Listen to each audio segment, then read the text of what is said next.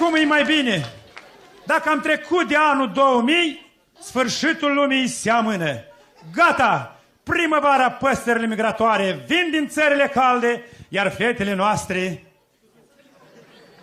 zboară în țările calde. Facem schimb de păsărele. Fetele noastre când ajung acolo spun poezii. În Turcia, în Grecia, în Italia, în Cipru. Știți ce poezii spun? Somnoroase păsărele prin hoteluri se adună, scuturând buzunărele, noapte bună. Când vin aici acasă, buzunarul-i țoașcă. În Chișinău le dă loc de casă, 6 ani, am o cunoscută, a venit de acolo și i-a dat 6 ani și a făcut casă pe 7 ani. Domnule, n-ai un ține un câine, un purcel, câinele îl ține în pod. I-a făcut în cușcă și în cușcă reparații euro, i-a pus televizor în cușcă. Purcelul îl ține deasupra dormitorului, la etajul 2. Are transportor de la bucătărie la purcel. Purcelul când i-a mâncat, coviță-i dracu și are butonaș cu sonerii, apasă și se pornește transportorul în sus. A fost turcu aici de vreo 2 ori și a mai tușit vreo 3 zile prin prejurul case. Peste 4 luni jumate, fata a făcut o nuntă cu un moldovan de nostru. Încă peste 4 luni jumate, într-o familie de moldoveni puri, a venit un pui de turcușor, cu semiluna în mână. Și-i bună ziua! Știți ce face bărbatul ei? Aduce mâncare la câini și la purcel. Pe câini l-a tuns panchi. Pe purcel l-a tuns bratan.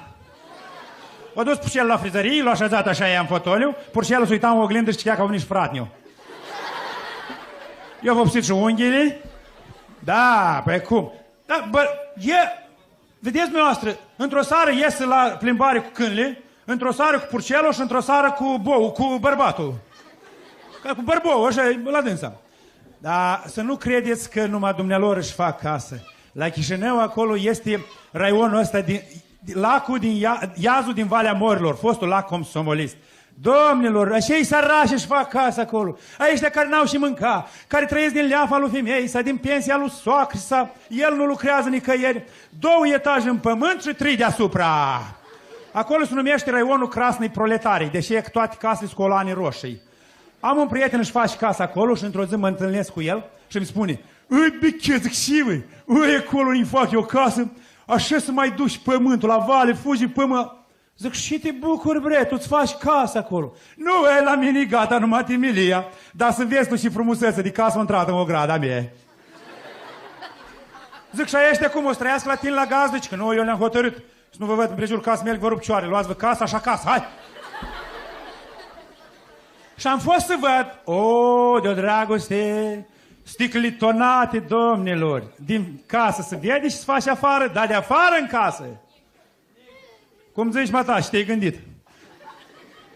Păi, gheatul om poate în sărășia care o are, n-are el și mânca, poate mănânc și el o bucățică de icră neagră, o bucățică de pește roșu, o bucățică de pulpă de căprioară tăvălit pe unt, înțelegi? Și are la poartă are 2 camere de filmat. Una scolbează în drum și alta zbunghește în ogradă. Când vine cineva la dânsul, câinele, ham! El, pac, apasă pe butonaș, pe telecomandă și se uită la televizor și nu a intrat în ograda lui. Asta se numește canalul câinelui. Eu, fiindcă n-am nici câine, n-am nici ogradă, nici câini nici nu-mi trebuie, eu am acasă oglindă, știu că și ni seamăn.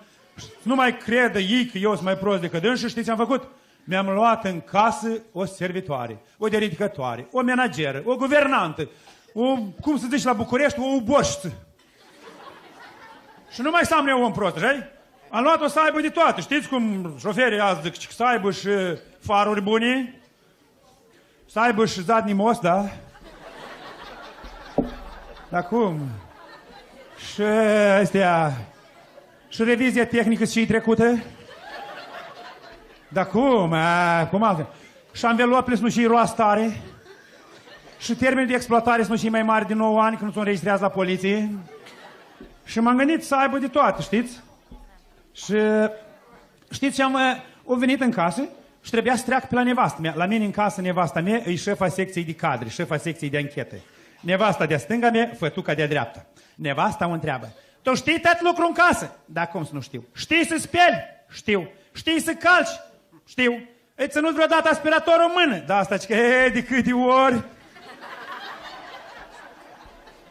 Și cât pe și să o luăm fată în casă, Și atunci eu îi spun, zic, dragă soție, hai într-adevăr să o luăm fată în casă, pe simplu motiv că ei chiar face parte dintr-o sectă. Și că, dar din și sectă, măi? Zic, din martorii lui Țopa și al lui Sulac. Și o întreabă femeia mea pe dânsa, pe domnișoară, că, dar unde-i făcut cunoștință cu bărbatul meu? Da, și e dacă verde la minte, că în Turcia. Că eu într-adevăr am fost în Turcia și când veneam acasă, mi-am luat niște piese de schimb pentru mașină. Într-un autocar cu fete de-a noastre plin, au ieșit toate în centru autocarului și au prins a cânta și a dansa rusești. Știți cum cântau? Ia că așa cântau. Veter să morea dol, preamo v Istanbul, temenea nadul. Nu știu cum cântau ele mai departe.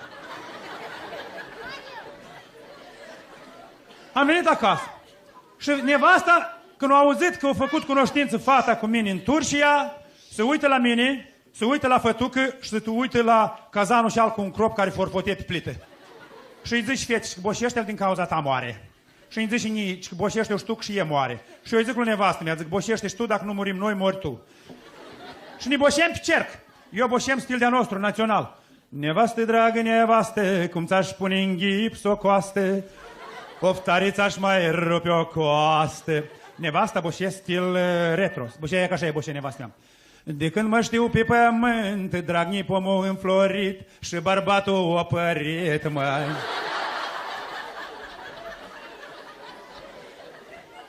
Fătuca boșe stil Rambo. E când boșe da din zad din moț șfaruri, așa ea. Da, fătuca boșe așa ea. Cireșe că cireșele și chișoare frumușele dau bărbații bani pe ele. Nu știu cum când... La un moment dat eu mă opresc și zic stop. Ansamblul nostru se numie Oasă pe drumuri. Ori crizantema de gips.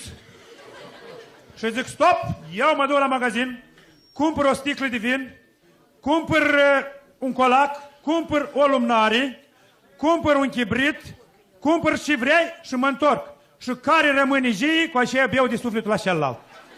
Și credeți, m-am dus la magazin și când am venit, mă jur, nu înțelegem care e femeia mea și care e cei străină. Femeia mea era cu ciorape așa suciți pișor și cu sandalele pe dos și avea o vânătaie sub ochi, parcă era sora lui Kutuzov. Așa străină era cu părul făcut vâlvoi, parcă era captanat cu mașina asta de tăiet lemne, Drujba 2. A mea o învățat pe cei străini cum se poartă cu mine, dar cei străini o căzut în genunchi și o rugat să mă împrumut pe o săptămână. Și atunci nevastă mea mi-a hotărât. Păvălaș, de azi încolo fără servitoare. Dar eu m-am deprins, oameni buni, și nu pot. La mine când nevasta nu e acasă, eu chiar să vă spun drept, dorm sus la o vecină, că mă tem singur în casă. Și într-o zi nevasta îmi spune, măi, eu mă duc la mama la țară, că mama mea, nevasta mea e tot de la nevoastră, de pe părțile astea. Și că mă duc la mama, eu bucuros că se duc și pretrec la autobuz, iau biletul, sui. Sara îi sună acasă, i-a ajuns, și ea plânge, ascând și în telefon, că uite, mă lăsa, dar din gândul eu, bă, de prost, poate îi mergi de mai multă vreme. Și de când vii? Că poi mâine.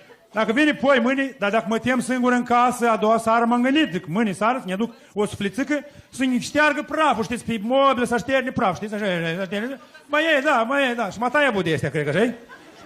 Și am adus-o în casă, o îmbrăcat halatul lui nevastă mea și-o prins a șterge praf, o pus masa pentru 2 persoane la bucătărie, eu, și numai și sună telefonul. Zrrr, zrrr. Alo? Da? Bechet la teatru, te cheamă șeful urgent. Pac? Și eu îi spun, zic, eu vin peste o jumătate de oră, mă duc la teatru, acolo cu șeful încă 200 grame de coniac am servit. Între timp, eu la teatru, dar femeia mea o aduce și Dumnezeu azi de acasă, de la țară. Deși, știți cum vin femeie? Veniți dumneavoastră, dragi femei de la țară, de la mamele voastre, din alte sate. O gâscă, o găină, niște făină, niște zahăr, aici niște ulei, sărmana ca capra cu drobul vine, înțeleg? Deși mă adresez vouă, dragi femei, dacă vă duceți la mamele voastre, la țară, în altă parte, decât de aici, dacă ați spus bărbatul că veniți mâine, n-aveți ca ta azi acasă. Așa-i? Ai pățit-o, așa-i? Ai, bun, ești bravo, băiat. Apoi da, pentru că vouă vă trebuie atac de cord, dacă ați ajuns azi acasă, la marginea satului dormiți la o cumătră. Și îi spui lui fișorul ei, măi, unic, ia tu-și vezi, măi, Nantu Andrei acasă și el cu bicicleta face un cerc împrejurul casei voastre și vine și îți spune că la noi așa o muzică de la mata din casă, aude? Șezi acolo unde șezi, dacă șezi, înțelegi? Și o adus și Dumnezeu pe nevasta mea acasă în seara aceea. Eu la teatru e sună la ușă. Zrrr, zrrr, zrrr. Așa-i străină din casă, strigă, crede că am venit eu. Și strigă, tu ești îngerașule, dar mergi că da, iudușca, deschide. Ce deschide? Și uită nevastă mea la așa, că uite așa, dar așa-i străină, că și cauți fan noaptea pe la casele oamenilor, distrabalat-o, și aici-i naberești, orice. V-ați deprins, pe urmă spuneți bărbații străi. Și tu închide ușa. A mea, pac, bagă piciorul între uși ușor și o întreabă, dar unii stăpânul casei? Dar și aici s-o dus cu câinele la injecții. Dar a mea, că nu închide ușa, cam ușa duc și cațaua din urma lor. Între nevastă mea în casă și vede masa pentru 2 persoane. Am o nevastă foarte deșteaptă, că de la voi de aici din județ, foarte deștepți toate femeile. Și o întreabă, și că dumneata ești noua noastră servitoare, vai, ți-o plătit bărbatul meu? Nu ți-o plătit. Dacă nu ți-o plătit, o să-ți plătească, îmbracă-te și hai. Așa se duce, eu vin de la teatru, zâr la ușă, cu gând să-mi deschid, așa-i străină. Când deschide, în același halat, mă uit, zic, cred că mi-a turnat ceva în băutură aici la teatru, că prea tare seamănă asta cu femeia mea. Și din țâcneală o întreb, zic, tine cum te cheamă? Dar mea știți și mi-a zis, și pățam la tine de-am duci crâșa. Mă gândesc că așa-i străină, cu mâini la spate, legat undeva, cu un căluș în gură, bătut în măr, mă uit în casa mare nu-i, în bucătării nu-i, la balcon nu-i, piste balcon nu-i. A mie vine, zic, ce noi? Zic, cine? Servitoarea, zic, noi. Zic că gata, pavalaj, de azi încolo eu îți aduc servitoare la casă. Apoi, oameni buni, mi-au adus o hoașcă de babă, la ce eu murit 3 și oroi, dar încă trăiește. E că așa e, mozolești cu vină, parcă să bat calici la gura ei când grăiește. Zic, mătușă, cum te cheamă? Dar ești Coliva. Cum? Coliva. Zic, cred că Coliva Țântirimov, la deamă. Zic, dar câți ani ai, mata? Dar-mi fă-ți o conteală. Eu am fost cântăreață la viața mea și când am ieșit eu la pensie, s-a însurat sulac prima dată, măi. Zic, și-ai fost la nuntă? Am fost și am fost sulac. Și-o stat până și-o număra banii și când o număra banii, el o lua banii și-o fugit. Dacă nu dezbraca mireasa, l-o prins și l-o dezbraca și pe dânsul. Cât rău ne-a făcut Nighiușul și al de babă, pentru că vreau să mă jălui. Într-o seară vin eu acasă și am uitat în buzunar 2 de astea care... Trăiască 1 mai! Trăiască 1 mai! Mai înainte striga, trăiască 7 noiembrie, mare revoluție sociale. Le-mi și așa striga, ne? Și le-am uitat în buzunar și zic să nu le mai port cu mine. Am o vază artificială acasă de flori și le dau drum în vaza și zic mâine dimineață le iau și le mă duc la mașină. Și am uitat de dânsle și dracu de babă într-o zi ștergea praf, făcea curățenie prin casă, o băga la bana în vază, le-o scos, le-o umflat o leacă și se duce la femeia mea cu dânsle. Și ca uns cu coană, iau și-am găsit eu. Dar mie că și mătuș, iau și-am găsit eu. Mie să uite, și, dar baba, că dă-ne-le mă rog, nie. A mie, dar ce-ți faci, mă, da, cu dânsle? Ia că dacă le tai așa de-a curmițișul, îți bune de făcut din trânsă, îi răzâncuți de prins părul. A mie că nu dă-le încoași ca să le îmbrac eu lui pe cap, amuș. Dar baba, că așa este de ploaie bune, așa? Când am venit acasă, s-a năruit cerul pe mine, când m-a luat nevastă mea. Și atunci am spus, zic, îți iei hoașca și o ușchești din casa mea. Dar ce, măi? Pentru că fășeți-vă și dumneavoastră socoteală. Eu veneam seara acasă, sunam la ușă, dracu de babă și trăgea ochelari pe vârful nasului, s-o uita așa la mine, așa, ca șoara la brânză, așa, și striga la nevastă mea. Am uns cu coană, o venit așa care o fost în sară. Că omul când îmbătrânește, nu vede, dar pribluiește. Vă mulțumesc!